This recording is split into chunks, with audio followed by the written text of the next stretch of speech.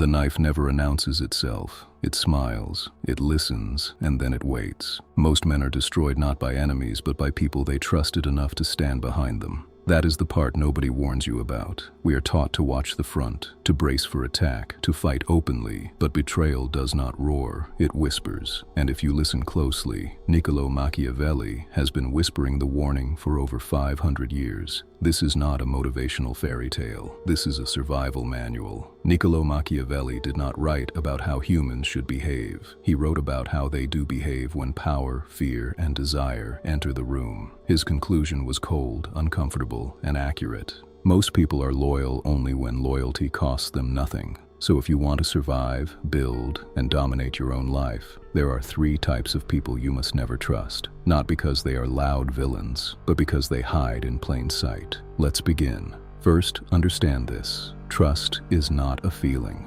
Trust is a calculation. The moment you trust someone because you feel close, because you share laughs, because the vibe is good, you have already lost. Feelings are chemical. Loyalty is structural. Machiavelli warned that men who rely on goodness alone walk directly into ruin. The world is not designed to protect the honest. It is designed to exploit them. Type 1 is the early confessor, the person who opens their soul too fast. You meet them, and within hours they tell you about their trauma, their broken past, their evil ex, their abusive childhood. Heavy information delivered early. It feels intimate. You feel chosen. You feel special. That is the trap. This is not vulnerability. This is leverage creation. A man I once knew met a business partner like this. On day 1, the partner cried over coffee, talked about betrayal, about how nobody ever had his back. Within weeks, my friend felt responsible for him, protected him, defended him, shared plans, numbers, weaknesses. 6 months later, that same man drained the company accounts and disappeared. The tears were not honesty, they were bait. Here is the rule. Anyone who hands you their deepest wounds before earning your trust is not bonding. They are rushing intimacy to bypass discernment. People with no boundaries cannot respect yours. If they will betray their own privacy, they will betray yours without hesitation. Real trust takes time, shared struggle, observation under pressure. Anything else is emotional hacking.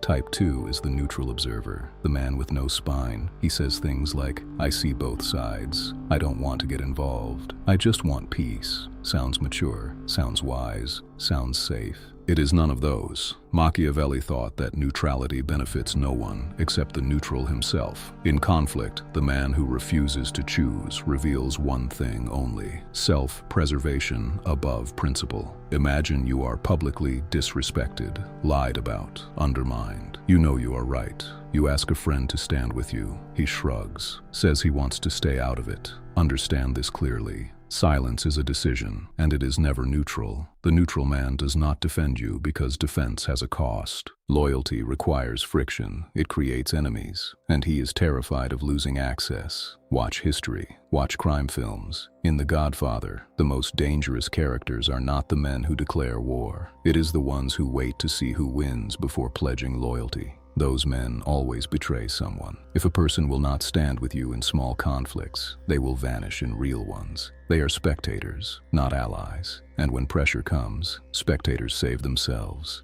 Type 3 is the loud moralist, the performer of virtue.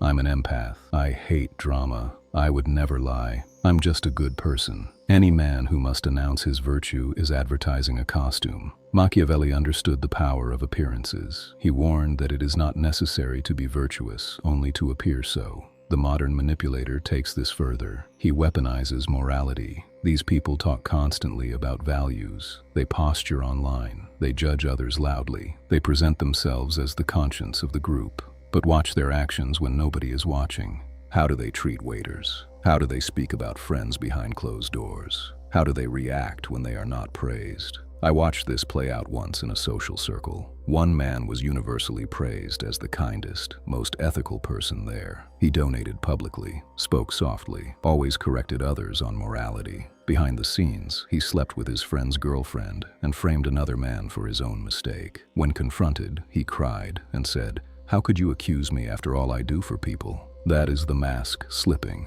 Goodness does not need a microphone. Integrity does not need applause. The more someone performs virtue, the more you should inspect their hands. Wolves do not look like wolves. They look like protectors. Now comes the hard part. You might already see faces forming in your mind. Friends, colleagues, partners. That tight feeling in your chest is not paranoia. It is recognition. So why did you ignore it before? Because humans suffer from normalcy bias. We assume tomorrow will look like yesterday. We assume because someone has not betrayed us yet, they never will. We choose comfort over clarity. Machiavelli warned against this. Disorder ignored does not disappear, it grows. So how do you test these people? You apply pressure. For the early confessor, say no, one clean no, no explanation, no apology. Watch the reaction. A healthy person respects boundaries. A manipulator reacts with guilt, anger, or withdrawal. For the neutral observer, force a choice. Ask them to publicly take a position. Do not let them hedge. If they freeze, deflect, or look to the crowd, you have your answer.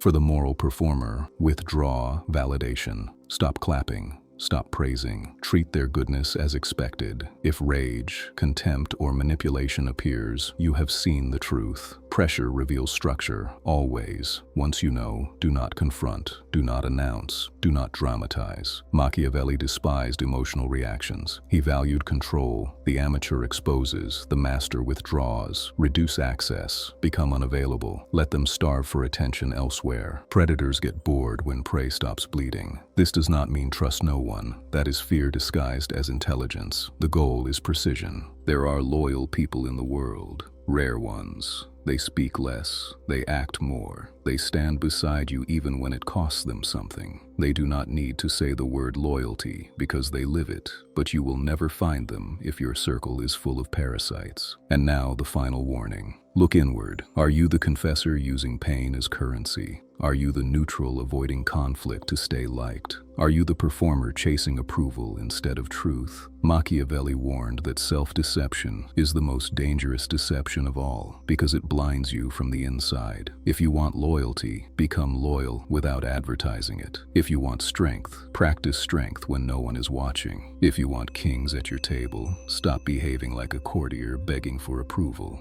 The world does not reward the naive. It consumes them without remorse. The world does not reward the paranoid. It sidelines them and waits for them to rot in fear. The world rewards the perceptive, the ones who study patterns, not words, the ones who watch behavior when pressure is applied. Open your eyes, track consistency, measure actions over time, because the most powerful man in any room is not the loudest, the richest, or the most feared. It is the one who sees clearly, moves quietly, and is never caught off guard. If you want to learn more about dark psychology and human nature, hit like and subscribe. I'll see you soon.